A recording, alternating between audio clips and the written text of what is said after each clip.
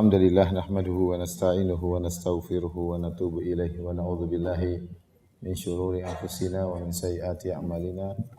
May yahdihillahu fala mudilla lahu wa may yudlil fala hadiyalah. Wa asyhadu an la ilaha illallah wahdahu la syarikalah wa asyhadu anna Muhammadan abduhu wa rasuluhu la nabiyya ba'dah. Ya ayyuhalladzina amanu taqullaha haqqa tuqatih wa la tamutunna illa wa antum muslimun.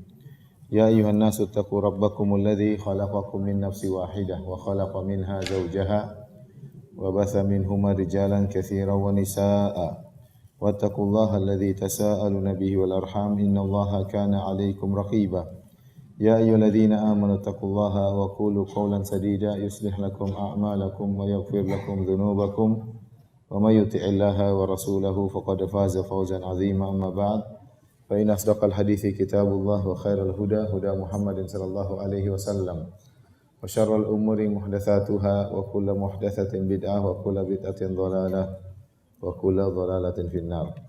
Hadirin dan hadirat yang dirahmati oleh Allah Subhanahu wa taala, ibu-ibu sekalian yang dimuliakan oleh Allah Subhanahu wa taala, puji dan syukur senantiasa kita panjatkan atas segala karunia dan kemudahan, berbagai macam kenikmatan yang silih berganti yang kita rasakan, sehingga pada pagi hari ini kita diperkenankan kembali untuk berkumpul dalam rangka belajar perkara yang sangat agung tentang tauhid. Salawat dan salam semoga tercurahkan selalu kepada junjungan kita Nabi Muhammad sallallahu alaihi wasallam dan juga kepada keluarganya serta seluruh sahabat beliau tanpa terkecuali. Pada pertemuan kali ini kita masuk pada bab yang baru, yaitu tentang al-khauf minasyirk, tentang takut dari kesyirikan. Takut dari kesyirikan. Ya. Kalau pada 3 bab sebelumnya, bab pertama, bab kedua, dan bab ketiga, kita menjelaskan tentang keutamaan tauhid. Ya. Keagungan tauhid, bahwasanya tauhid bisa menghapuskan dosa-dosa. Bukan cuma itu, bahkan tauhid bisa memasukkan orang dalam surga tanpa hisab. Ya. Ini adalah keutamaan yang agung. Namun keutamaan tersebut tidak bisa kita raih kalau kita tidak meninggalkan kesyirikan secara total. Maka sebagai penyempurna agar kita bisa meraih keagungan tauhid, meraih keutamaan tauhid, masuk surga tanpa hisab, maka kita harus menjauh dari kesyirikan. Bahkan bukan cuma menjauh. Ya. Al-Imam Muhammad bin Abdul Wahhab dalam buku ini menyebutkan bab al-khauf minasyirik, takut dari kesyirikan. Jadi bukan cuma menjauh, bahkan takut dari kesyirikan.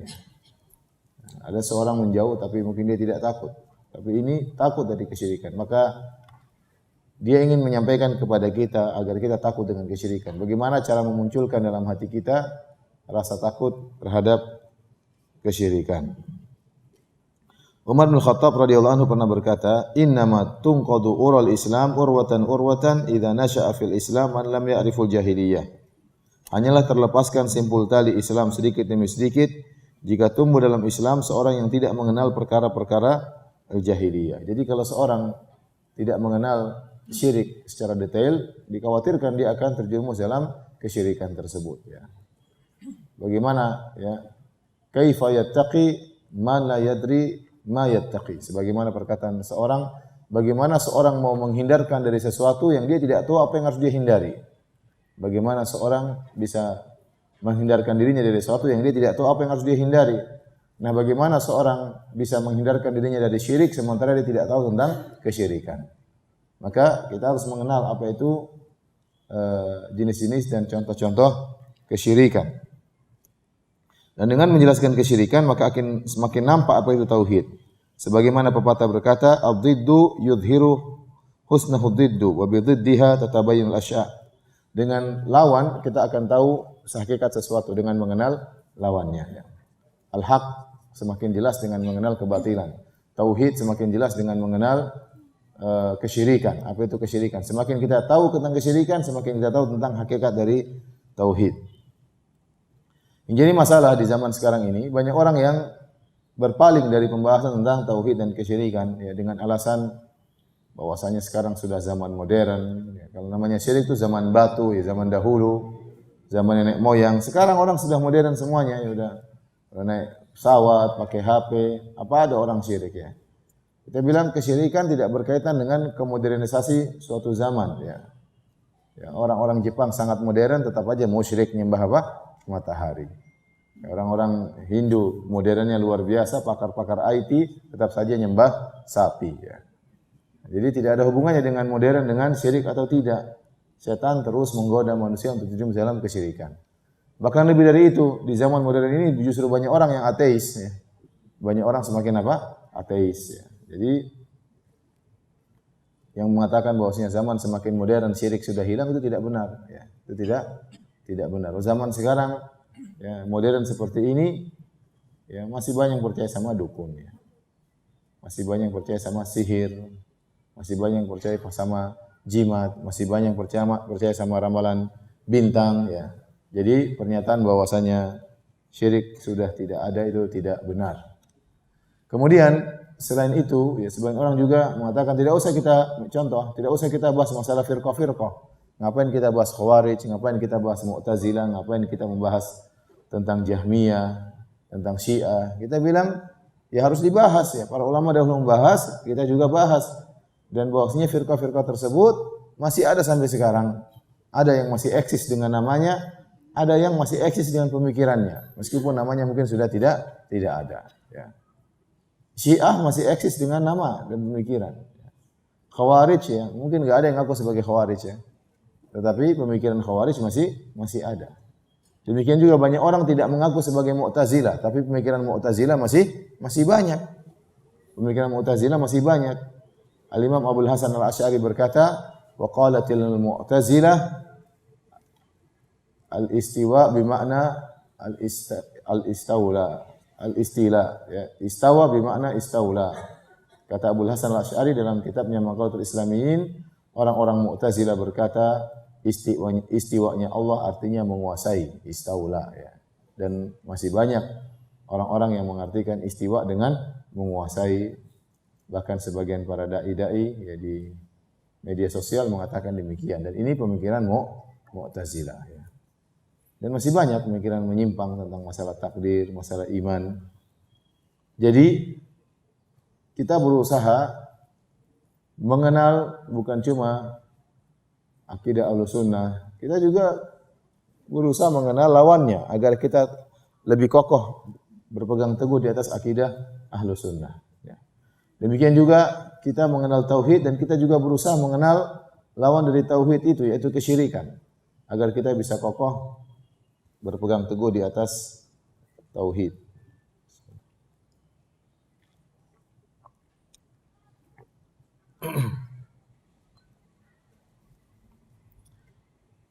Oleh karenanya para hadirin dan hadirat yang dirahmati oleh Allah Subhanahu wa taala, yang paling tauhidnya paling mantap adalah yang mengenal keduanya, mengenal tauhid dan mengenal kesyirikan. Maka kata Ibnu Qayyim rahimahullahu taala, tidak ada yang lebih mantap daripada para sahabat. Kenapa? Karena para sahabat mereka pernah menjalani kesyirikan, mereka pernah musyrik. Dan mereka tahu tentang bagaimana kebiasaan orang-orang jahiliyah. Kemudian akhirnya mereka mengenal tauhid. Jadi pengetahuan mereka tentang tauhid rinci dan pengetahuan mereka tentang kesyirikan juga rinci. Maka dari situ para sahabat ilmu tauhidnya paling matang secara ilmu maupun penerapan. Karena mereka mengetahui tauhid secara rinci dan mengetahui kesyirikan juga secara rinci. Ya. Maka ya, demikian pula ya, kalau kita belajar tauhid semakin dalam, kita mempelajari macam-macam kesyirikan semakin dalam, maka diharapkan kita bisa berpegang teguh dengan tauhid.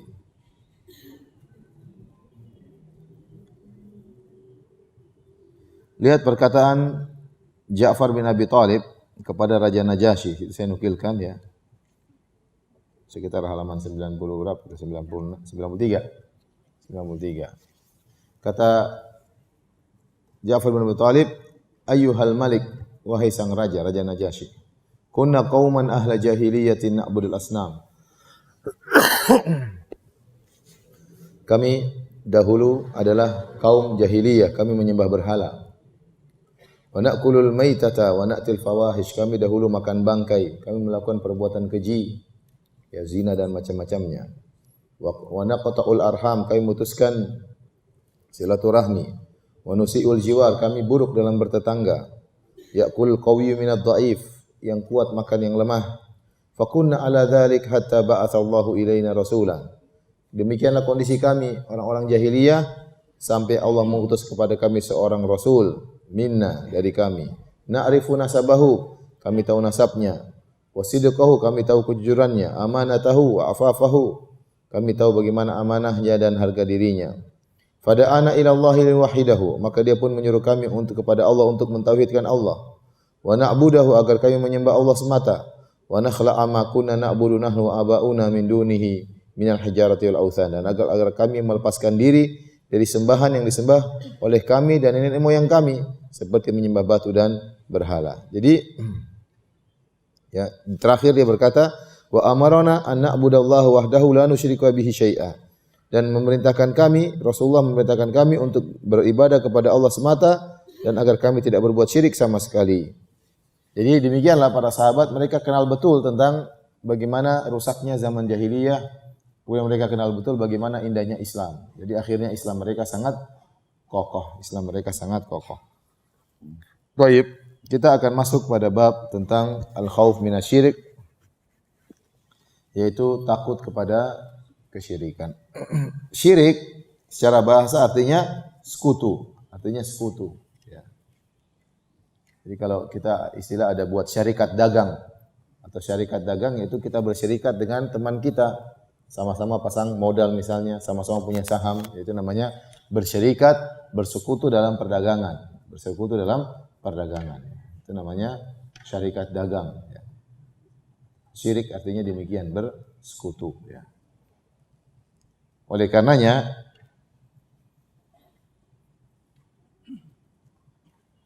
As-San'ani berkata, wa lafdzus syarik yus'iru bil iqrari billahi ta'ala.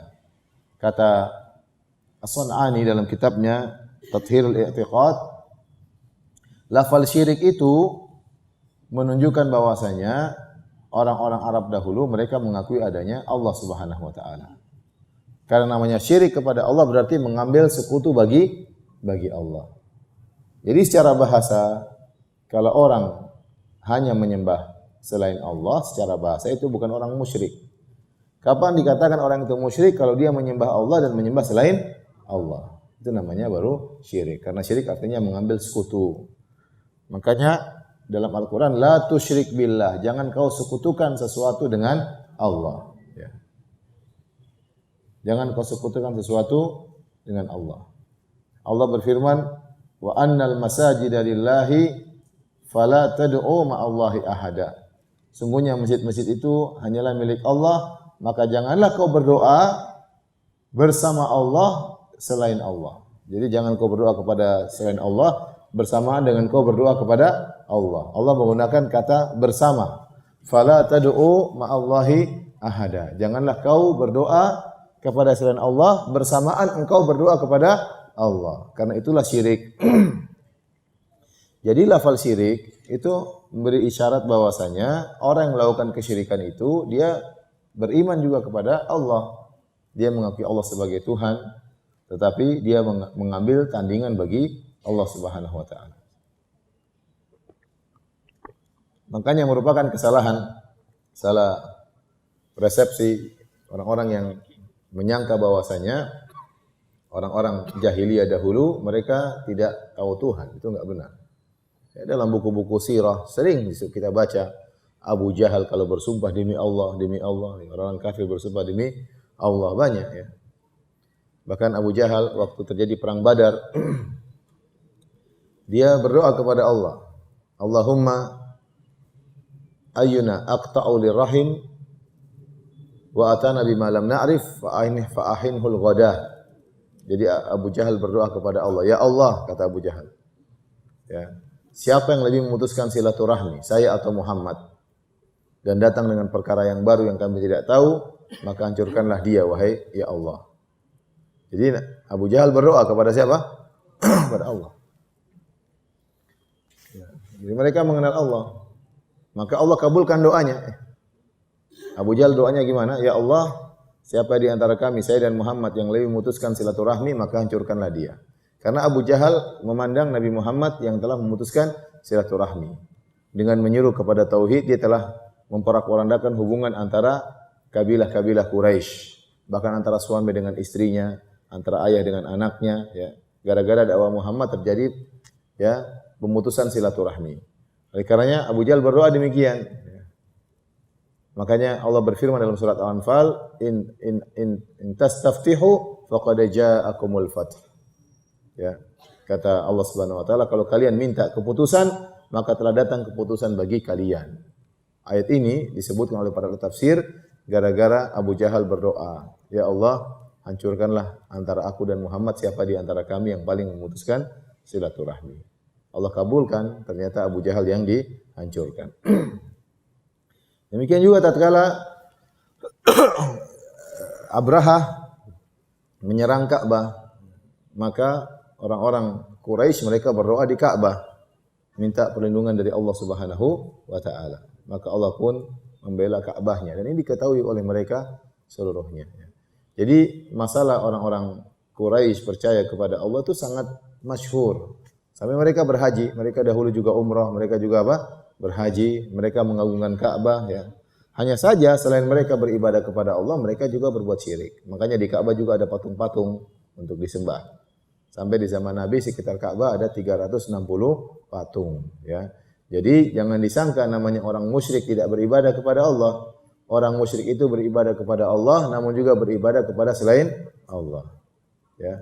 Seperti orang Nasara mereka percaya kepada Allah. Kemudian adapun status Nabi Isa, maka mereka khilaf. Ada yang mengatakan Nabi Isa adalah anaknya Allah. Ya. Ada yang mengatakan Nabi Isa itulah Allah juga. Ada yang mengatakan Nabi Isa satu dari yang tiga. Ya. Tapi mereka mengakui adanya siapa? Allah. Ya. Kenapa dikatakan musyrik? Karena mereka mengambil sekutu bagi Allah. Mereka menjadikan Nabi Isa sekutu bagi Allah. Paham ibu-ibu? Jadi syirik itu dalam bahasa artinya mengambil sekutu. Ya, sebagaimana saya katakan tadi, syarikat dagang, saya bersyarikat dengan teman saya untuk membuka usaha. Saya punya saham, teman saya punya saham. Terkadang saya bersyarikat tiga orang punya saham. Maka kami namanya syarikat dagang. Nah, sekutu itu artinya mengambil sekutu bagi Allah.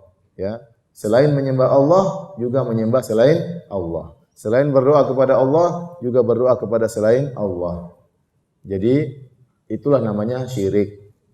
Beribadah kepada Allah dan juga beribadah kepada selain Allah. Taib. Makanya definisi syirik adalah ittikhadun niddi ma'allah, mengambil sekutu bagi Allah. Allah berfirman dalam surat Al-Baqarah, "Fala taj'alu lillahi andada wa antum ta'lamun." Maka janganlah kalian mengambil tandingan-tandingan bagi Allah sementara kalian sudah mengetahui apa? Yang menciptakan alam semesta hanyalah Allah Subhanahu wa taala. Waktu ada sahabat yang mengatakan Masya Allah wa syi'ta, karena kehendak Allah dan kehendakmu wahai Muhammad, karena kehendak Allah dan kehendak wahai Muhammad. Dia ingin memuji Nabi Muhammad, ingin mengagungkan Nabi Muhammad, tapi dia menggunakan lafal karena kehendak Allah dan kehendak engkau wahai Muhammad. Maka Nabi pun marah. Nabi berkata, aja'altani lillahi niddan, apakah kau ingin menjadikan aku tandingan bagi Allah? Ya. Apakah kau ingin menjadikan aku tandingan bagi Allah? Tandingan bagi Allah berarti apa? Sekutu. Tandingan bagi Allah berarti sekutu. Tandingan bagi Allah berarti syirik. Dalam riwayat yang lain, aja'altani lillahi idlan, apakah kau menjadikan aku imbangan bagi Allah? Idlani dalam bahasa Arab, kalau ibu-ibu tahu himar ya, atau onta, ini taruhlah himar ya. Taruh pelana, kemudian di kanannya dikasih keranjang, sebelah kirinya kasih apa? Keranjang. Jadi kalau keranjang satu aja diisi ya jatuhlah keranjangnya. Dua-duanya diisi. Dua keranjang itu namanya idlan. Dua hal yang saling seimbang. Maka Nabi berkata, apa kau ingin menjadikan aku keranjang yang satu bagi keranjang Allah Subhanahu wa taala? Kau menjadikan aku pembanding, pengimbang bagi Allah, maka Nabi pun marah ya. Gara-gara dia mengatakan atas kehendak Allah dan atas kehendakmu. Apa itu syirik? Syirik secara definisi itu tadi secara bahasa. Sekarang secara syar'i adalah taswiyatul makhluk bil khaliq fima huwa min khasaisil khaliq. Syirik adalah menyamakan makhluk dengan Tuhan, dengan Khalik pada perkara-perkara yang merupakan kekhususan Tuhan. Baik berkaitan dengan rububiyahnya maupun uluhiyahnya maupun asma sifat. Jadi menyamakan Allah pada perkara yang merupakan kekhususan Allah.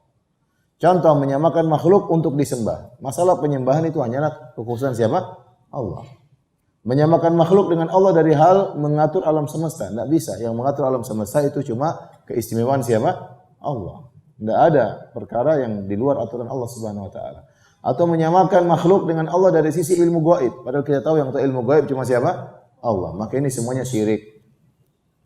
Jadi syirik itu secara definisi syariat menyamakan makhluk dengan Allah pada perkara-perkara yang merupakan kekhususan siapa? Allah. Dan kekhususan Allah banyak, di antaranya hanya Allah yang berhak disembah, di antaranya hanya Allah yang mencipta, di antaranya hanya Allah yang mengatur alam semesta, di antaranya hanya Allah yang mengatur ilmu gaib, di antaranya hanya Allah yang Maha mendengar. Tatkala kita menyamakan makhluk pada perkara-perkara ini, maka itu merupakan apa? Kesyirikan. Itu merupakan kesyirikan secara syar'i. Baik, Ibu yang dirahmati Allah Subhanahu wa taala. Kita lanjutkan pembahasan kita ya. Tatkala Syekh Muhammad bin Abdul Wahhab rahimahullahu taala menyebutkan tentang khauf minasyirik, bahaya terhadap syirik, maka beliau menyebutkan beberapa dalil ya. Di antaranya yang pertama surat An-Nisa ayat 48 ya. Innallaha la yaghfiru ayyushraka bih wa yaghfiru ma duna dzalika liman yasha. Sungguhnya Allah tidak mengampuni dosa syirik dan Allah mengampuni dosa selain syirik bagi yang Allah kehendaki. Ini sering saya sampaikan berulang-ulang, tapi saya akan ulangi lagi, tidak jadi masalah. Ya.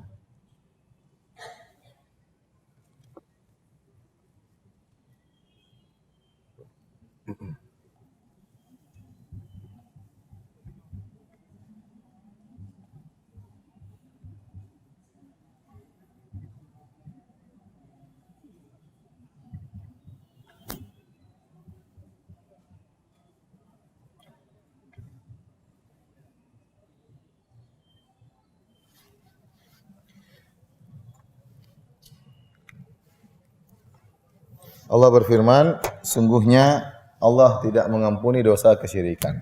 Allah tidak mengampuni ya. Tidak mengampuni. Dosa kesyirikan ya. Disekutukan. Asyusyrak itu artinya disekutukan. Dan Allah mengampuni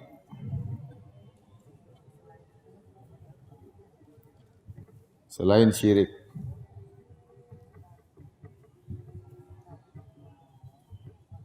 Bagi yang Allah kehendaki. Bagi yang Allah kehendaki.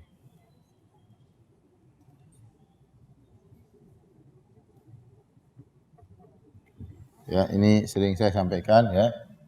Nah, tatkala Allah berfirman, Allah tidak mengampuni dosa syirik. Adapun selain syirik Allah bisa ampuni. Kita tahu berarti kalau dosa selain syirik, siapapun meninggal di atas dosa tersebut masih mungkin diampuni. Ini sering saya sampaikan. Ada orang meninggal tatkala sedang merampok, tahu-tahu ditembak polisi, dia mati. Apakah pasti masuk neraka? Jawabannya belum tentu. Masih mungkin diampuni. Ada orang mati bunuh diri, jengkel sama suaminya, poligami, ya, akhirnya dia bunuh diri. Jangan ditiru ibu-ibu ya. Dan ini terjadi. Ini terjadi di kampung saya ya. Terjadi ya. Kasihan ya. Kasihan ya. Suaminya poligami, dia jengkel, dia bunuh diri. Kasihan ya. Ibu jangan begitu, ibu udah ngaji ya. Kalau suami poligami, tegar dan tabah ya. Jangan bunuh diri. Apakah dia pasti masuk neraka? Jawabannya tidak. Itu bukan syirik. Bukan syirik. Baik. Jadi kalau ada orang meninggal, misalnya lagi berzina, kemudian meninggal, ini banyak terjadi. Lagi berzina, tahu-tahu kena serangan jantung, ya. Selingkuh di hotel, tahu-tahu meninggal, ini sering terjadi. Ya, kawan saya cerita ada si fulan meninggal gara-gara sedang berzina, tahu-tahu meninggal. Waliyadzubillah. Apakah dia pasti masuk neraka? Jawabannya belum tentu, karena dosanya bukan apa? Syirik. Tapi kalau dia meninggal dalam kondisi syirik, dia melakukan kesyirikan, maka dosanya tidak mungkin diampuni. Allah tidak akan mengampuni.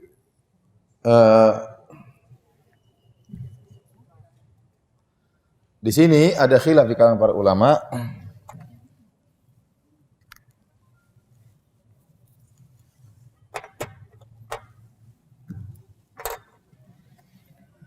Syirik yang tidak diampuni, atau ini syirik. Syirik yang tidak diampuni, khilaf. Ya. Pertama, syirik yang tidak diampuni.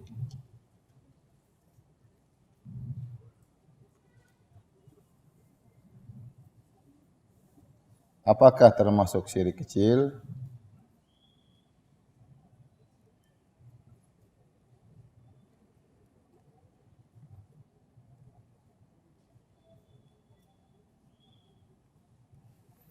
Maka ada dua pendapat. Ya. Sebagian ulama mengatakan iya.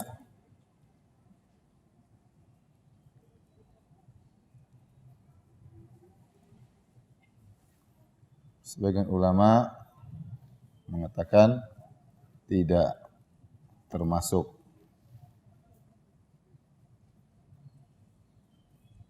Jadi sebenarnya mengatakan syirik kecil juga tidak diampuni. Sebenarnya mengatakan yang diampuni, yang tidak diampuni hanya syirik besar. Syirik kecil mungkin diampuni. Kenapa? Karena syirik kecil masih termasuk dalam duna dzalik, selain syirik besar. Dan ini pendapat yang lebih kuat. Ya, tidak termasuk, ini pendapat yang lebih kuat. Apa dalilnya? Ya. Pertama, ayat-ayat ancaman syirik dalam Al-Qur'an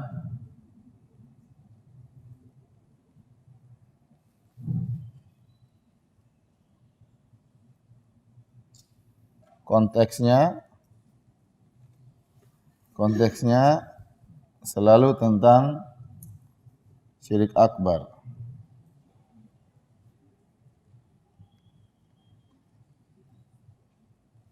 Paham? Selalu tentang syirik apa? Syirik akbar. Jadi syirik kecil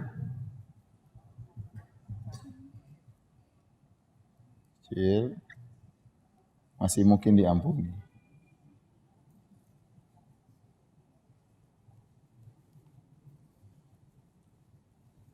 Apa sih maksudnya syirik kecil tidak, bagi pendapat yang mengatakan syirik kecil juga tidak diampuni? Maksudnya kalau orang meninggal dalam kondisi riya, bukan berarti dia pasti kekal di neraka, tidak. Tetapi dosa riyanya tersebut tidak mungkin diampuni. Bagaimana? Maka kalau enggak harus diazab tentang syirik kecilnya itu, riyanya itu, atau harus ditimbang dengan dosa kebaikan untuk menggugurkan riya tersebut. Itu maksudnya tidak diampuni. Beda kalau syirik besar masuk neraka kekal, tidak akan diampuni. Saya ulangi, bagi yang mengatakan syirik kecil tidak diampuni, bukan maksudnya orang melakukan syirik kecil kekal dalam neraka, paham? Tetapi ada dua kemungkinan. Kemungkinan pertama, dia harus diazab seukuran dengan dosa syirik kecil tersebut. Setelah itu baru dimasukkan surga. Paham? Atau yang kedua, dia tidak diazab, tapi dosa syiriknya itu, dosa riyanya itu harus diletakkan dalam timbangan keburukan. Dan harus dibandingkan dengan kebaikan supaya sampai bisa menggugurkan apa? Dosa riya ini. Paham? Berbeda dengan dosa yang lain. Ada orang meninggal dalam kondisi ngerumpi orang lain, ghibah. Ini dosa besar. Ya. Bisa saja Allah mengampuni, tidak masalah bagi Allah karena itu bukan syirik. Meskipun dia tidak istighfar, ada masih mungkin Allah ampuni. Jadi paham ibu-ibu? Jadi kalau timbul soal dalam ujian, apa maksudnya syirik kecil tidak diampuni? Menurut pendapat sebagian ulama maksudnya apa? Dua kemungkinan. Maksudnya dia harus diazab sesuai dengan kadar apa? Syirikannya, nanti masuk surga. Atau yang kedua, dosa syiriknya harus diletakkan di timbangan keburukan untuk ditimbang dengan timbangan kebaikan, ya. Tapi kalau dosa-dosa selain syirik, masih mungkin Allah hapus begitu saja, masih mungkin. Tanpa harus diletakkan di timbangan keburukan. Faham? Jadi yang lebih kuat, yang masuk di syirik tidak diampuni adalah dosa syirik akbar. Kenapa kait ancaman ayat syirik dalam Al-Quran konteksnya selalu tentang syirik akbar. Ya. Baik.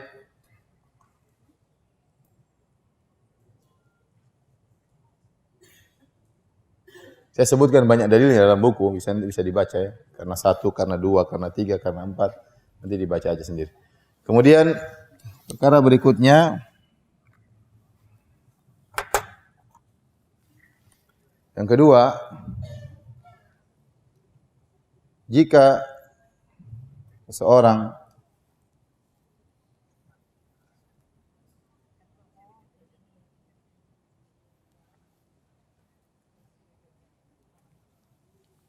apa namanya?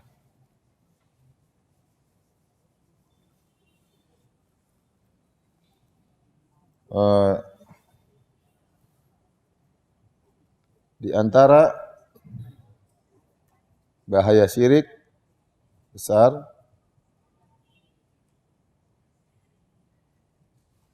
adalah bahaya syirik pertama tidak diampuni.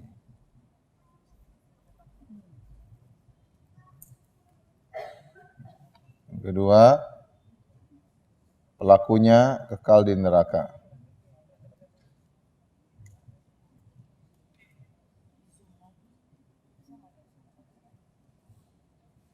Tiga,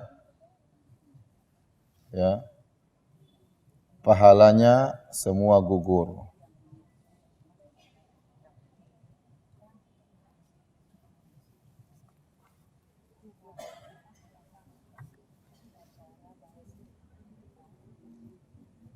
Ya. Ini syirik besar maksudnya ya, syirik akbar. Ibu nggak kelihatan kan? Subhanallah. Besar kayak gini nggak kelihatan. Yang penting saya kelihatan. Ini kacamata, nggak ada kacamata. Yang pakai kacamata kelihatan nggak? Nggak juga. Masa sih? Kelihatan. Nah, buat apa saya nyatat dari tadi kalau begitu?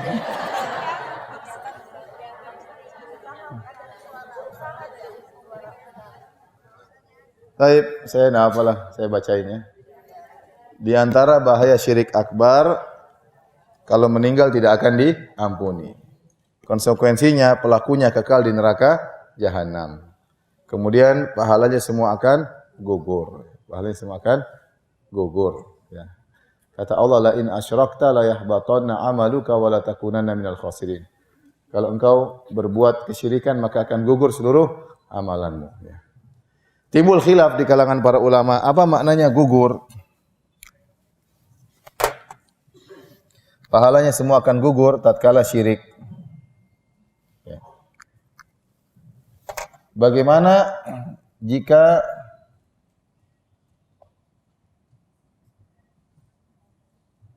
seorang syirik terus dia taubat? Apakah tetap gugur?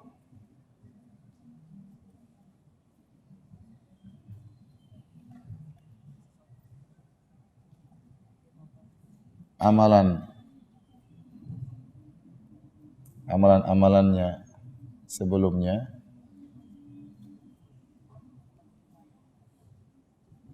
Gini, contoh, ada orang dia sudah haji, sudah umrah, 20 tahun dia beribadah terus. Kemudian setelah 20 tahun beribadah, ternyata dia percaya sama dukun. Itu syirik atau bukan? Syirik. Atau dia nyembelih kambing buat jin, itu syirik atau bukan? Syirik. Nah, setelah itu dia melakukan syirik. Pahala dia 20 tahun gugur atau tidak? Gugur atau tidak? Gugur. Terus dia bertobat kepada Allah. 1 minggu kemudian dia sadar atau setahun kemudian dia sadar. Dia sadar, tobat kembali kepada Allah. Ikut ngaji misalnya. Tobat. Waktu dia tobat, apakah pahalanya 20 tahun kembali lagi? Apa mulai dari nol? Ibu-ibu sangar banget ya. Jangan jadi orang sangar-sangar ibu-ibu ya. Paham? Paham pertanyaannya? Nah, apakah mulai lagi dari nol ataukah kembali lagi pahalanya selama 20 tahun yang pernah gugur tersebut? Maka ada khilaf di kalangan para ulama. Sebenarnya mengatakan, ya sudah syirik ya gugur. Berarti mulai lagi dari nol. Dan ini sangat mengerikan. Orang terjerumus dalam syirik, dia sudah umroh, dia sudah haji, kemudian hilang semuanya. Pendapat yang kedua, tidak mulai dari nol. Karena dia sudah bertobat kembali lagi. Dia hanya hilang kalau dia meninggal dalam kondisi kafir. Ya. Kalau meninggal dalam kondisi musyrik baru gugur seluruhnya. Tapi kalau dia bertobat akan kembali lagi kebaikan-kebaikan tersebut. Dan saya lebih condong pada pendapat kedua. Saya lebih condong pada pendapat kedua. Tapi pendapat pertama juga kuat ya. Wallahu alam bishawab. Yang jelas sangat bahaya, sangat bahaya.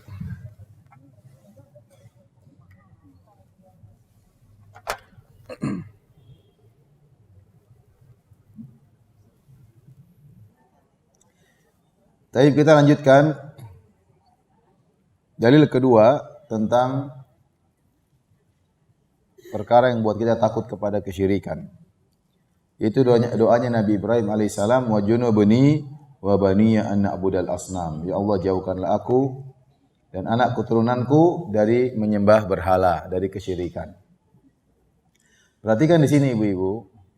Nabi Ibrahim alaihissalam dia adalah kata orang bapaknya tauhid. Kenapa? Dia orang sangat hebat. Sebagaimana pernah kita sampaikan ceritanya. Bagaimana dia sendiri yang beriman. Sementara satu negeri seluruhnya apa? Musyrik. Kita bisa bayangkan kita diutus berdakwah. Ya. Seluruhnya orang musyrik. Kita sendiri yang tidak. Ya. Orang-orang terkadang ragu. Ini kita benar atau enggak sih? Kok semua orang beda dengan kita ya? Terkadang timbul keraguan seperti itu. Iblis kasih tahu kamu salah, semua orang lain kok, kamu sendiri yang enggak boleh. Ya. Terkadang timbul keraguan. Ya. Semua orang juga kalau meninggal tahlilan, kamu sendiri enggak tahlilan ya. Kamu aneh sendiri ya, timbul. Ragu, kita ini benar atau tidak? Enggak, ukurannya bukan banyak orang. Ukurannya bukan banyak, yang lebih banyak berarti dia benar. Orang Islam dibandingkan dengan orang Nasara lebih banyak orang Nasara sampai sekarang. Ya tidak. Nasara lebih banyak. Kristen lebih banyak. Jadi mereka semua sesat. Di neraka jahanam, kekal selama-lamanya. Jadi yang jadi patokan adalah dalil. Lihatlah Nabi Ibrahim, dia adalah bapak tauhid. Dialah yang menyuruh tauhid dengan sendirinya, dengan keberaniannya. Dia yang telah menghancurkan patung-patung dengan tangannya. Dia yang telah berdebat dengan para ahli syirik, dia debat, dia dialog dengan mereka.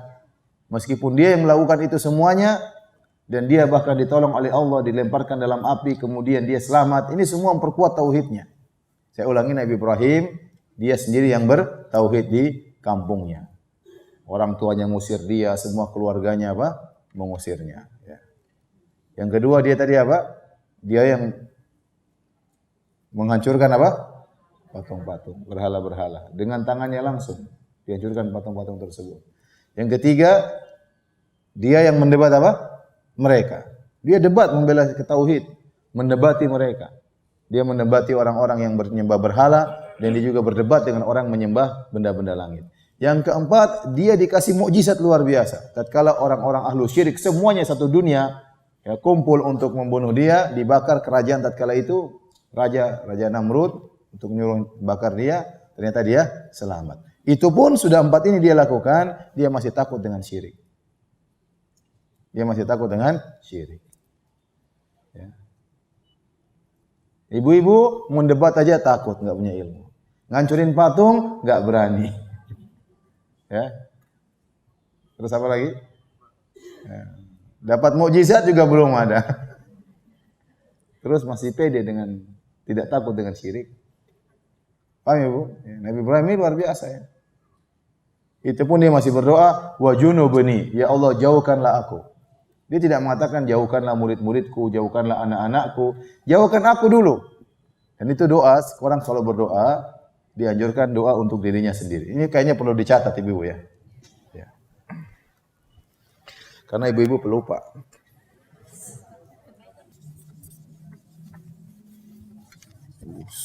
Insyaallah.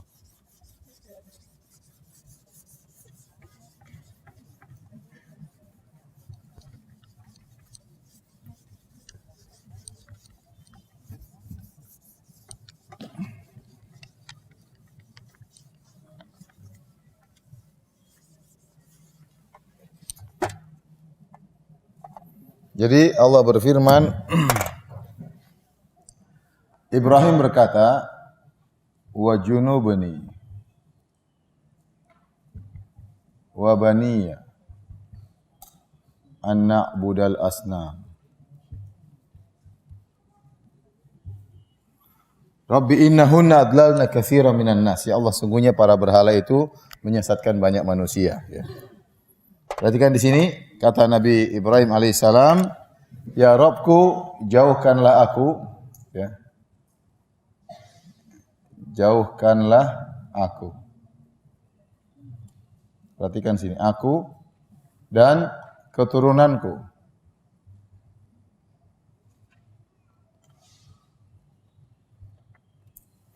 dari menyembah berhala.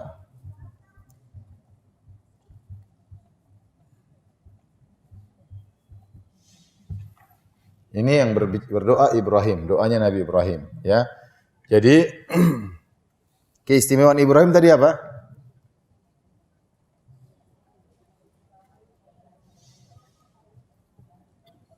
Pertama, dia sendirian apa? Berdakwah. Nekat, yakin berarti kalau orang sendiri berdakwah ngelawan orang banyak, berarti dia nekat atau tidak? Yang buat dia nekat itu berarti apa? Yakinnya luar biasa. Orang satu bisa lawan banyak orang, berarti dia yakin. Kalau dia nggak yakin, dia pasti kabur ya. Dia sendirian berdakwah.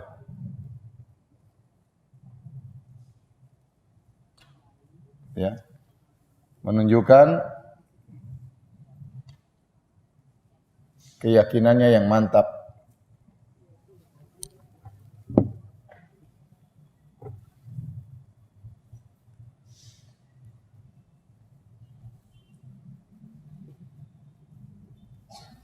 Yang kedua, dia yang mendebat mereka. Mendebat ahlu syirik. Allah sebutkan dalam Al-Quran. Baik penyembah patung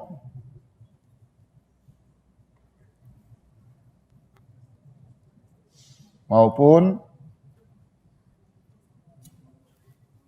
penyembah benda-benda langit.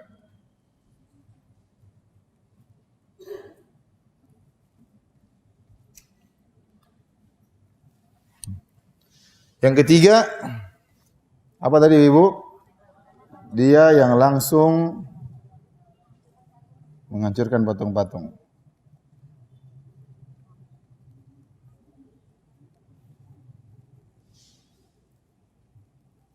Yang keempat, dia yang mendapat apa? Mendapat mukjizat.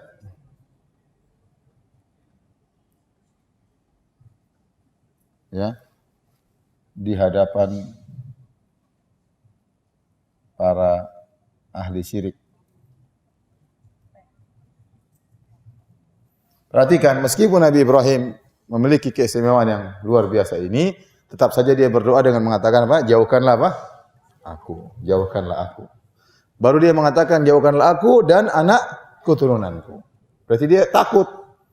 Kalau dia tidak takut, dia hanya doain anaknya saja. Ada orang tidak takut, dia bilang, ya Allah, semoga anak-anakku enggak miskin. Karena dia sudah kaya, dia tidak khawatir miskin. Yang dia khawatirkan anak-anaknya apa? Miskin. Dia tidak. Ada orang berdoa gitu, ya Allah, semoga anakku tidak miskin. Kenapa? Dia tidak ragu kalau dia merasa tidak akan miskin. Kenapa? Dia kaya alhamdulillah. Aset banyak. Nabi Ibrahim punya istilah saya deposit tauhid luar biasa, ya. Tetapi ternyata dia masih takut dengan kesyirikan. Dia mengatakan, jauhkanlah aku dan anak keturunanku. Maka kalau kita berdoa ibu-ibu, yang pertama kita mohon adalah keselamatan kita terlebih dahulu. Baru kita mendoakan orang lain. Ya. Ya, ini sehingga kata Ibrahim At-Taimi, man ya'manul bala ba'da Ibrahim. Siapa yang merasa pede setelah Nabi Ibrahim tidak pede? Siapakah yang merasa pede? Siapakah yang berani merasa pede tidak syirik sementara Ibrahim saja tidak pede? Makanya jangan sekali-sekali kita merasa pede, kita tidak takut dengan syirik. Tidak, kita ini khawatir. Betapa banyak syubhat yang tersebar sekarang apalagi di media sosial. Orang bisa jadi tiba-tiba jadi ateis. Orang bisa jadi tahu-tahu kasus kemarin saja ada 2 orang sudah tanya sama saya murtad gara-gara satu kasus. Murtad ya. Subhanallah. Kasus sepele menurut saya. Tahu-tahu dia ragu dengan Islam, tahu-tahu dia murtad. Jadi tahu-tahu paling tidak orang mungkin tidak murtad secara pernyataan tapi dia ragu dengan Tuhan. Syubhatnya orang liberal banyak atau tidak? Banyak banget. Syubhatnya orang ateis banyak. Syubhatnya orang Nasrani banyak. Ini semua menggoyang tauhid seseorang. Maka seorang berdoa kepada Allah agar dijauhkan dari kesyirikan dengan segala bentuknya. Kalau Nabi Ibrahim saja tidak merasa pede, apalagi orang-orang selain Nabi Ibrahim alaihissalam.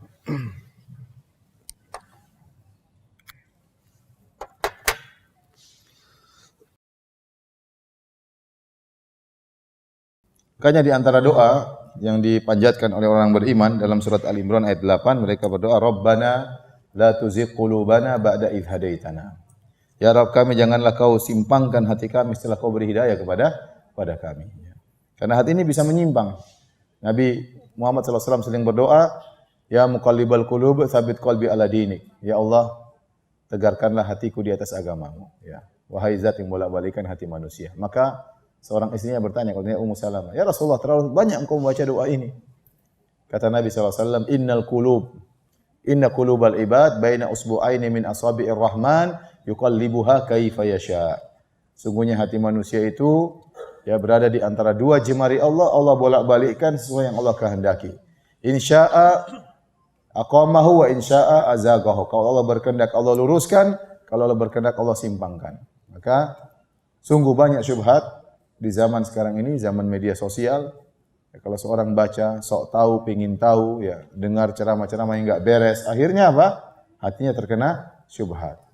Kalau sudah terkena syubhat, terkadang syubhatnya enggak bisa keluar sampai dia meninggal dunia. Ya. Alhamdulillah kalau sebagian ibu-ibu agak bahlul sehingga syubhatnya enggak ngerti ya. Terkadang ada ibu-ibu yang agak pintar, dia ngerti syubhatnya, jawabannya dia enggak tahu. Bahaya. Oh begitu, kena syubhat ya, dia kena syubhat. Dia tidak bisa bantah syubhat tersebut. Ada orang sudah jelaskan, waktu dengar jawaban dia bahlul. Waktu dengar syubhat dia apa? Pintar. Nah, ini mengerikan seperti ini. Oleh karenanya kalau kita sudah tenang dengan akidah yang kita miliki, sudah enggak usah ngabisin waktu dengar hal-hal yang membingungkan. Sayang. Ya.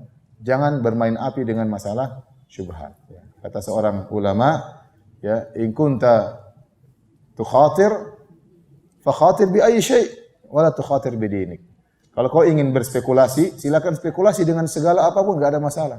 Spekulasi dengan hartamu, dengan mobilmu, dengan asetmu, tapi jangan kau spekulasi dengan agamamu. Agama itu bahaya. Jangan spekulasi, coba-coba akhirnya malah terjebak dalam apa? Syubhat. Baik. Kita lanjutkan dalil yang ketiga. Masih ada waktu ya? Masih banyak waktu. Dalil yang ketiga, hadis riwayat Imam Ahmad dan Tabrani dan Abu Daud. Kata Rasulullah SAW, akhwafu ma akhafu alaikum asyirkul asghar. Fasu'ila anhu faqala ar-riya. Jadi kata Nabi SAW, yang paling aku khawatirkan menimpa kalian adalah syirik kecil. Mereka bertanya, apa itu syirik kecil? Kata Nabi SAW adalah riya. Seorang beramal soleh ingin diuji.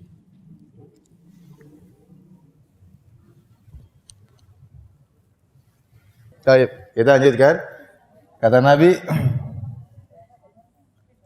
akhwafu ma akhafu alaikum asyirkul asghar. Yaitu ar-riya. Kata Nabi, yang paling aku khawatirkan,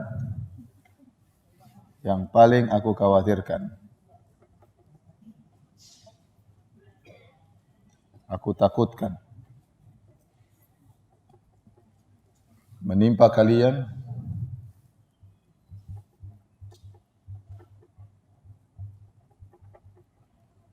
syirik kecil.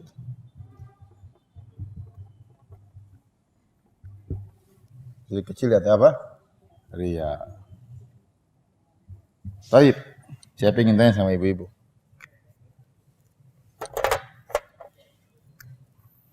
Kata Nabi, yang paling aku khawatirkan menimpa kalian. Kalian ini siapa maksudnya? Waktu Nabi ngomong, para sahabat.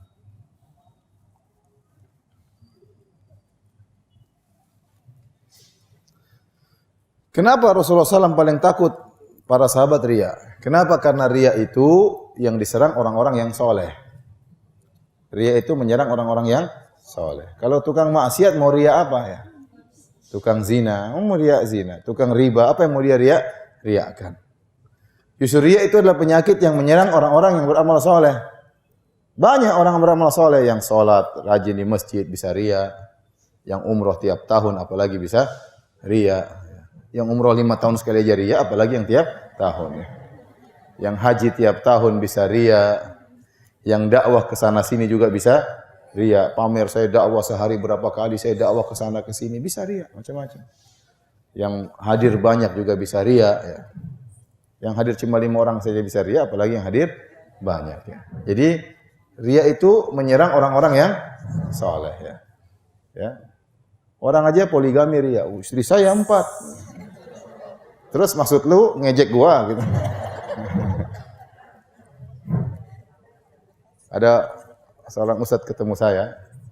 Ustadz Firanda, oh iya. Saya lagi umroh bang. Oh iya, Masya Allah. Istri 3-3-nya saya bawa. Top. Jadi ada orang apa?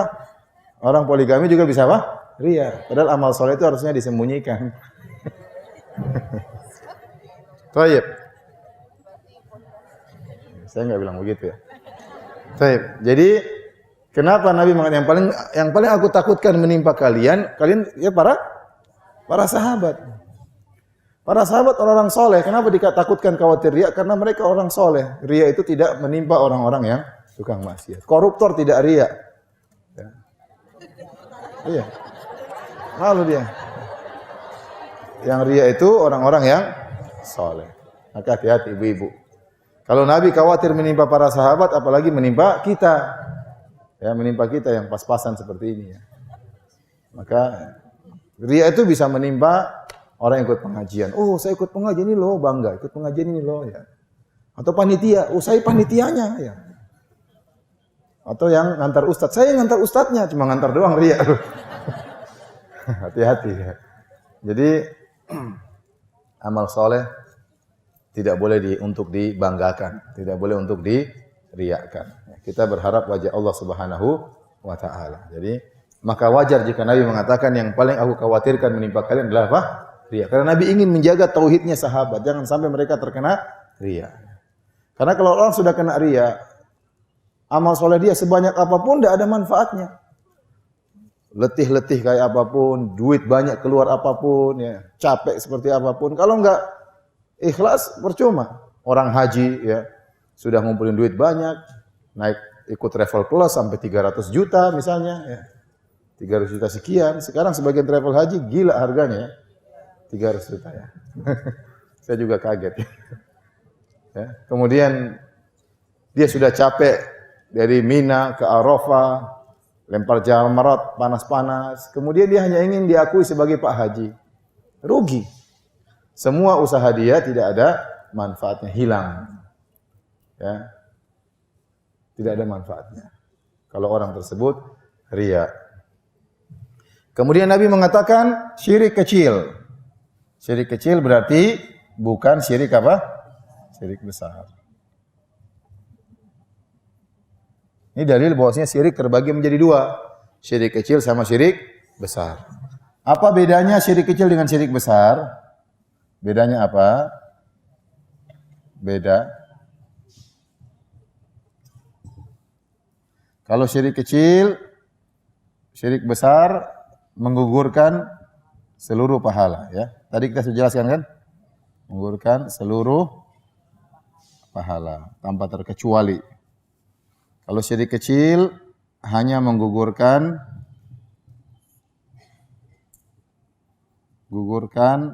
amal yang dicampurnya,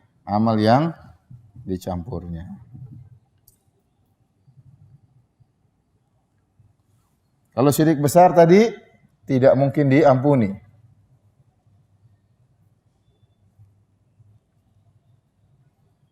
Kalau syirik kecil tadi kita bilang yang benar apa? Mungkin untuk dia apa? Mungkin untuk diampuni.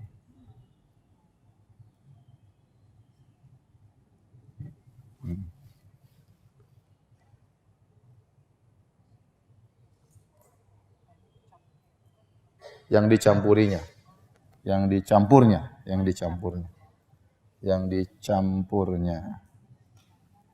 Ya. Syirik besar dosa besar atau bukan? Syirik kecil dosa besar juga, ya. Jadi penamaan kecil dan besar bukan maksudnya satunya dosa kecil, satu dosa besar, bukan. Tapi untuk membedakan ini. Ya, saya ulangi. Penamaan apa? Ya sudahlah. Udah paham kan? Ya udah enggak usah dicatat. Jadi penamaan kecil dan besar itu bukan untuk menyatakan syirik kecil itu dosa kecil. Syirik kecil juga dosa besar. Cuma dikatakan kecil dan besar untuk membedakan ini saja. Kalau syirik besar, ya pelakunya, ya dia kafir. Pelakunya kafir dan kekal di neraka. Kalau syirik kecil tidak kafir. Paham? Tuh.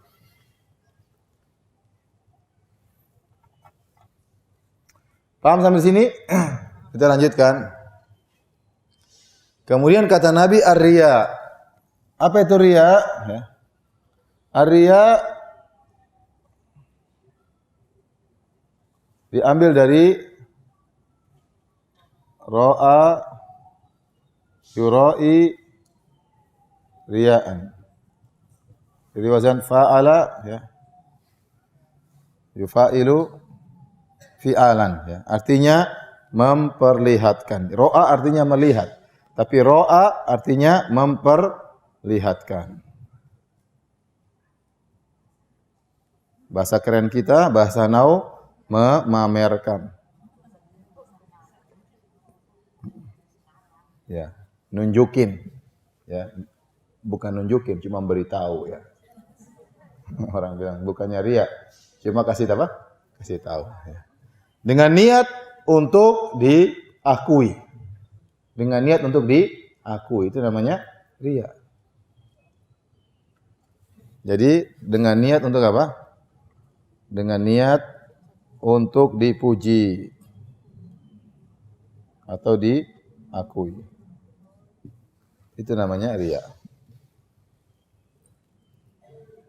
Pencitraan itu riya atau bukan? Riya. Kalau niatnya untuk dipuji, itulah namanya apa? Riya.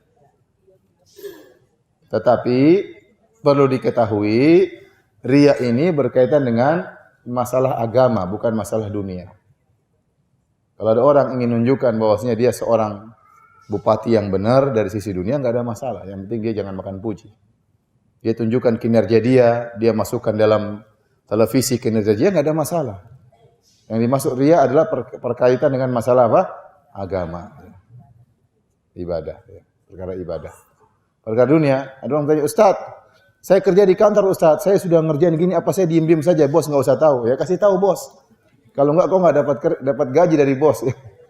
Kamu udah kerja belum? Aduh, Bos, riya takut riya. Udah kerja belum? Takut riya, Bos. Ya udah kamu enggak dapat gaji. Ya udah saya kerja, Bos. Ya udah.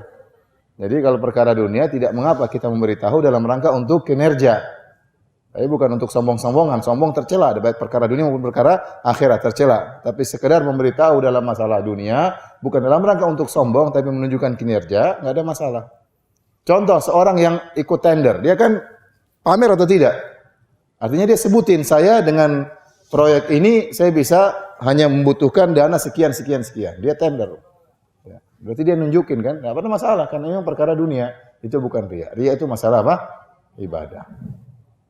Ya. Amin Ibu? Nah, cara memperlihatkan itu bermacam-macam.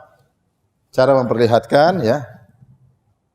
Cara memperlihatkan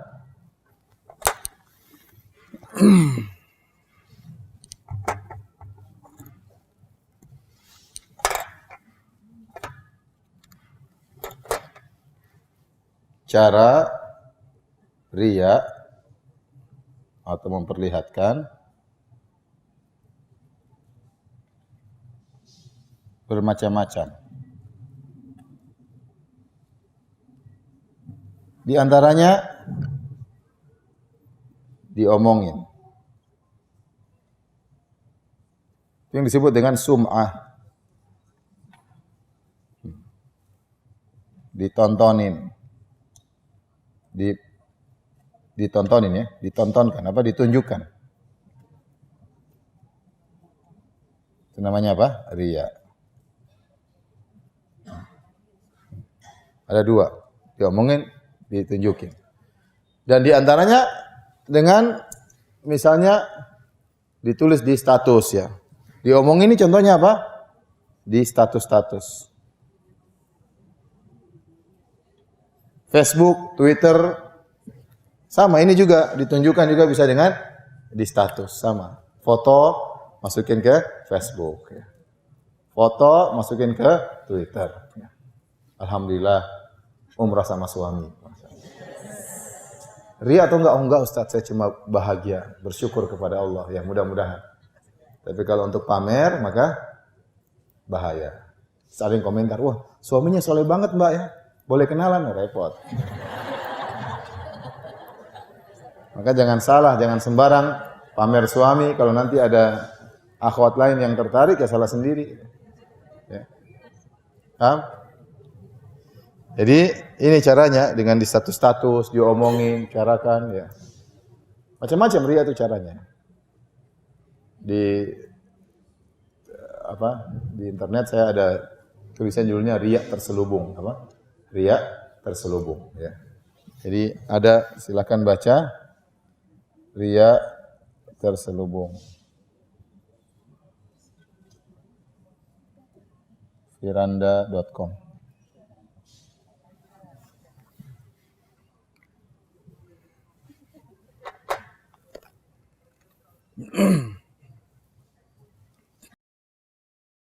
Baik, ada yang bertanya saya persilahkan. Wallahu taala alam bisawab.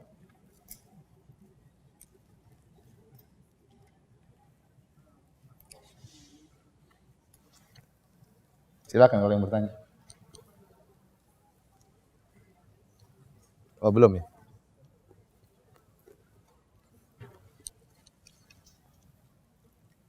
Baik, ibu-ibu, kalau nggak ada yang bertanya, alhamdulillah. Yang bertanya nggak? Ibu-ibu dulu. Bapak-bapak ngalah ya.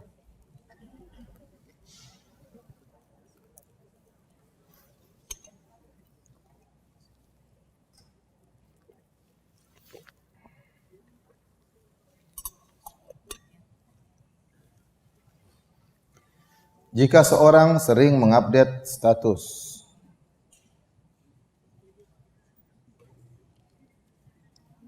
foto, apakah termasuk riya terselubung? Kalau mengupdate status foto sedang ibadah, itu bukan riya terselubung, itu namanya riya terang-terangan ya. Riya terang-terangan.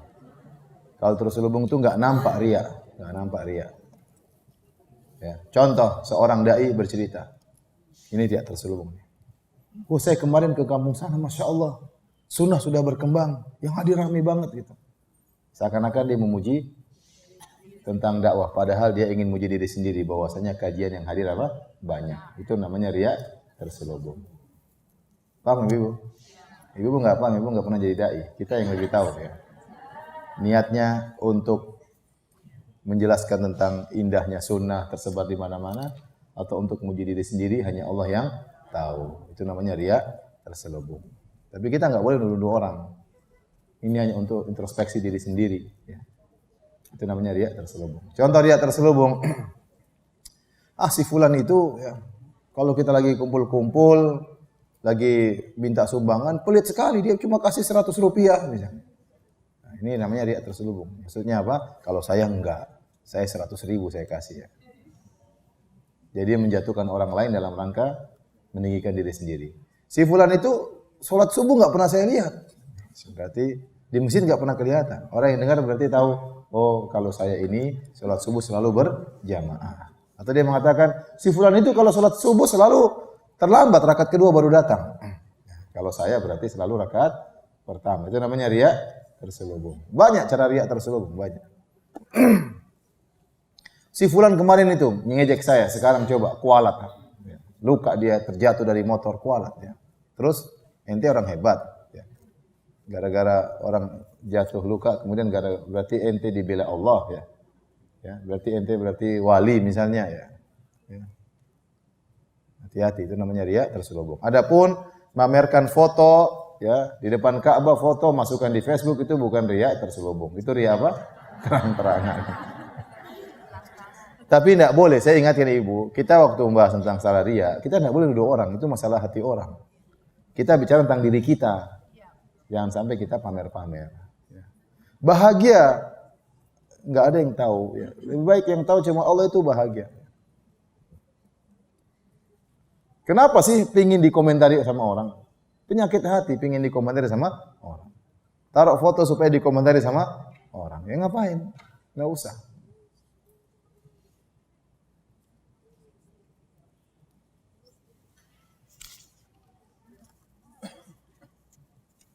Saya mau tanya Ustadz, kalau istri bercerita tentang ibadahnya ke suami yang kebetulan suami di luar kota, apakah itu menjadi riya? Saya rasa enggak, tergantung niat kita ya. Kita kasih tahu suamiku, enggak usah khawatir, saya ikut ngaji kok, saya sedang tidak di mall. Nanti habis pengajian baru ke mall. Jadi kalau kita ceritain, niatnya bukan untuk pamer, nanti kasih tahu enggak apa-apa. Kadang suami curiga, terkadang suami suudzon. Ini istriku enggak pernah ngaji sih. Dari tadi Facebookan terus ya, sekali-sekali kita ngaji depan apa? Suami. Bukan untuk riya, tapi bahwasanya saya tidak demikian. Ya. Yang maha tahu niat kita adalah siapa? Allah Subhanahu wa Ta'ala. Dan Nabi SAW juga sholat, Aisyah lihat, nggak ada masalah. Yang Nabi lihat Rasulullah sholat, sehingga Aisyah meriwayatkan banyak hadis dari Nabi SAW.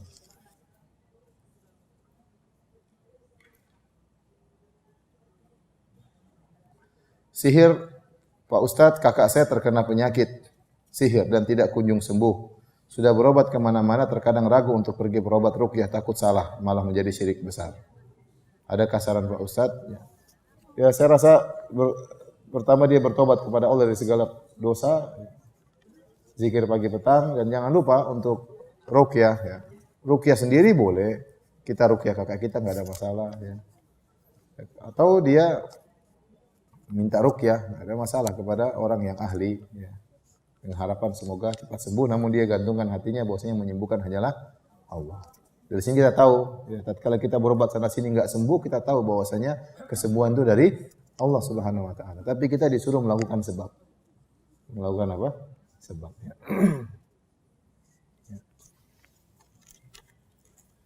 Kalau ada rezeki, bersedekah dengan niat untuk kesembuhan.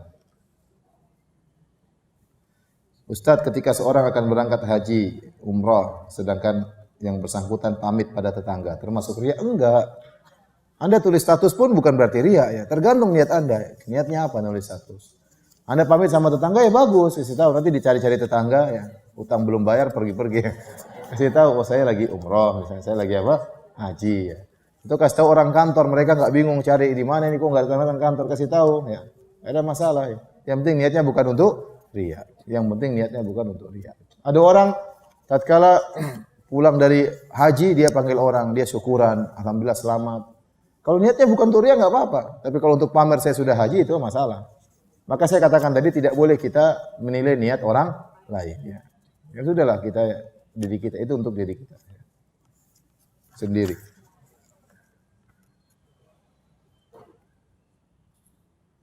Ustadz, di mana saya bisa dapatkan buku Ustadz? Karena cari kemana-mana tidak ada. Memang sudah habis ya. Jadi jilid kedua pun sudah habis. Jilid satu, jilid kedua sudah habis. Jilid kedua juga sudah ada, tapi sudah habis juga ya.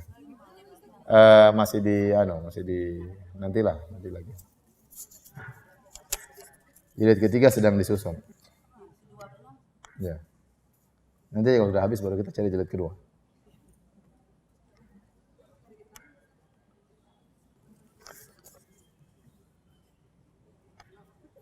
Ustadz, boleh tidak kita riak terhadap Allah? Memang kita ingin dipuji oleh siapa? Allah. Kita ingin dinilai oleh Allah Subhanahu wa taala. Makanya kalau kita riak sama Allah, yang tahu hanya Allah Subhanahu wa taala. Kalau kita ingin dipuji oleh Allah, memang kita memperlihatkan. Kalau kita beribadah, kita enggak memperlihatkan, Allah juga sudah lihat. Riak itu artinya apa? Memperlihatkan. Kita enggak memperlihatkan, Allah juga sudah lihat. Makanya dalam banyak ayat Allah mengatakan Allah Maha mengetahui, Allah Maha mengetahui, Allah Maha mengetahui. Ya. Dalam kata Allah Subhanahu wa taala, "In tubudus shadaqati fa ni'mahi wa in tukhfuha wa tu'tuha al-fuqara fa huwa khairul lakum wa yukaffiru ankum sayyi'atikum wallahu bima ta'maluna basir." Kata Allah, kalau kalian sembunyikan amalan kalian, itu lebih baik. Dan Allah akan menghapuskan dosa-dosa kalian. Allah Maha melihat apa yang kalian lakukan. Jadi jangan khawatir. Kalau kita riak sama Allah pasti dapat balasannya. Ya. Kalau riak sama orang, harap dipuji, bisa jadi dimaki ya. Tapi kalau riak terhadap Allah pasti dapat pujian dan pasti dapat pahala. Di antara metode mudah untuk riak sama Allah ya kalau kita bangun malam, kata Nabi sallallahu alaihi wasallam, "Shallu bil lail wa nasu niyam, tadkhulul jannata bisalam." Salatlah di malam hari tatkala orang-orang sedang tidur, niscaya kalian akan masuk surga dengan penuh keselamatan. Karena manusia yang kita harapkan riaknya sudah pada tidur.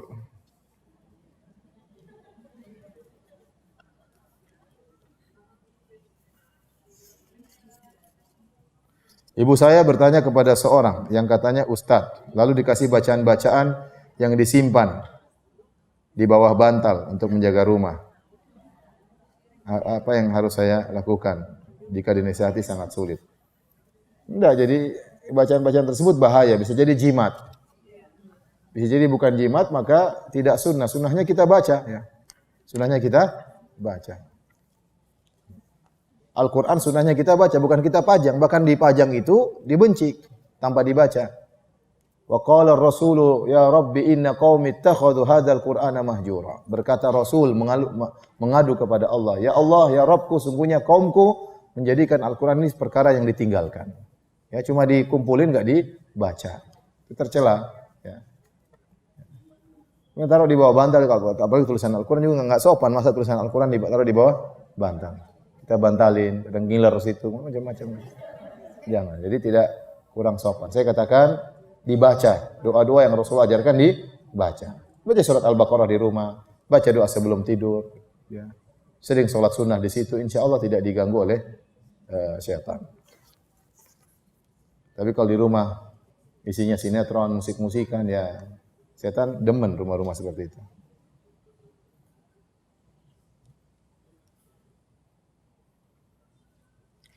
Ustadz, apakah masang sajen buat orang yang sudah meninggal itu perbuatan syirik? Iya, enggak boleh. Ya, orang sudah meninggal pasang sajen buat apa ya? Ustadz, doa supaya terhindar dari kesyirikan, riak kecil. Allahumma inni a'udzubika an usyrika bika syai'an a'lamuhu wa astaghfiruka lima la a'lamuhu. Yang artinya Allah, aku berlindung kepada Engkau kesyirikan yang aku sadari dan kesyirikan yang tidak aku sadari. Share di Google doa terhindar dari syirik kecil.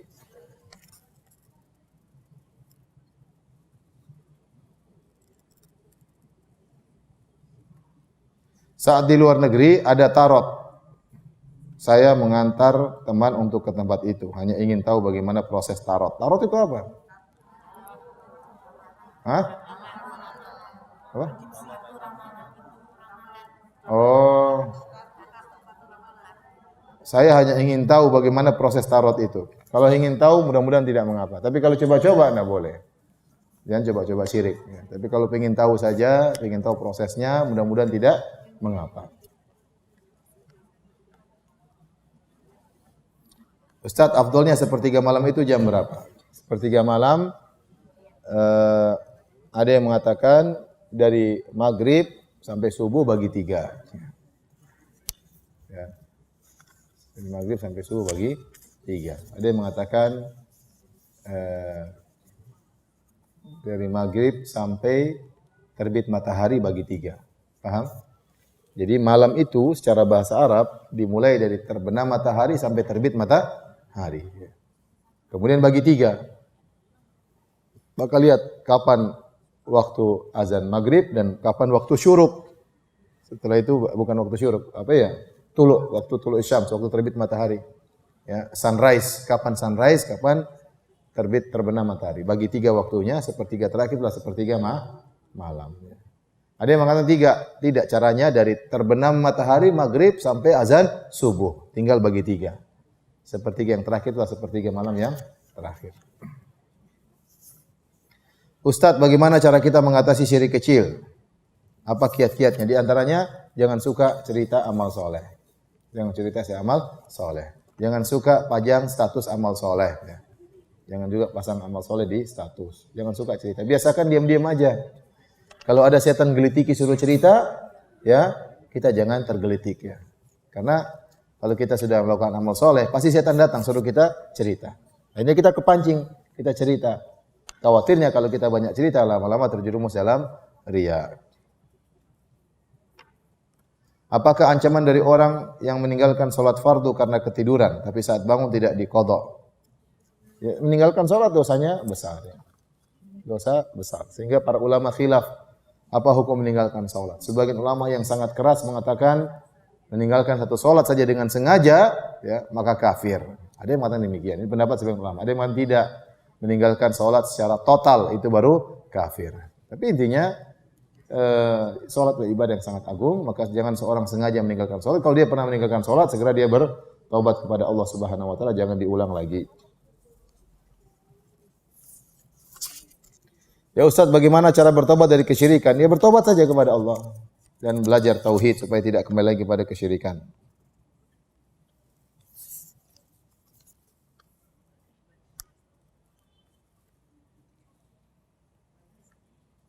Ustaz, apabila kita diajak berpose di Ka'bah, sebenarnya tidak ingin. Tapi karena satu regu akhirnya ikut dipoto. Apakah termasuk riya? Tidak. Riya itu amalan hati ya.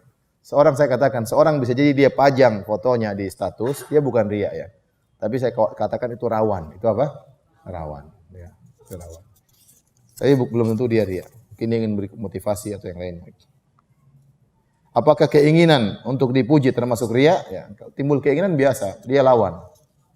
Ingin dipuji, manusia sering begitu. Siapapun dia ingin dipuji, ingin diakui, lawan perasaan tersebut. Bahwasanya kita beramal soleh bukan untuk riya. Sekedar lewat seperti itu dilawan tidak ada masalah.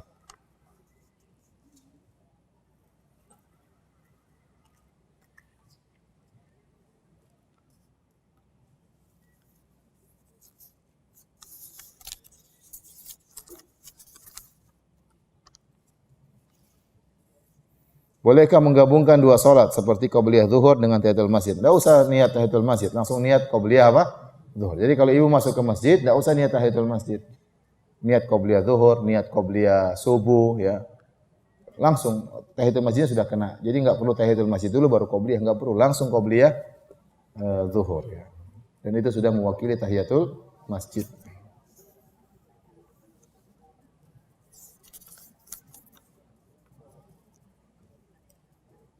Mengajak sholat tahajud di WA termasuk riya? Ya. Sesekali tidak apa-apa, tapi jangan terus-terusan ya. Jangan apa terus-terusan. Kalau itu di antara keluarga, kalau keluarga kebanyakan kita enggak riya, ngajak istri, ya, ngajak anak-anak, enggak ada perasaan apa? Riya. Ini masalah kalau di grup WA. Udah bangun di luar ya, Masya Allah. Sudah online jam 3:30, Masya Allah. Terakhir dilihat jam 3. Oh, Masya Allah. Padahal buang air di toilet. Karena begitu bangun tidur langsung lihat apa? WhatsApp ya. Jadi, tidak apa-apa kita ngajak orang ya. Sholat malam. Tapi sekali jangan terus-terusan. Karena kita pun harus menyembunyikan amal soleh kita. Ya. Sesekali kita tampakkan dalam rangka memberi contoh, dalam rangka motivasi ada masalah, tapi jangan terus-terusan, kecuali keluarga dekat, kecuali kawan dekat ya, yang kita tidak khawatir riak dengan dia, ya mudah-mudahan tidak ada masalah. Demikian hadirin hadirat yang dirahmati Allah Subhanahu wa taala, kajian kita insyaallah kita lanjutkan bulan depan dengan izin Allah Subhanahu wa taala. Wabillahi taufiq wal hidayah. Assalamualaikum warahmatullahi wabarakatuh.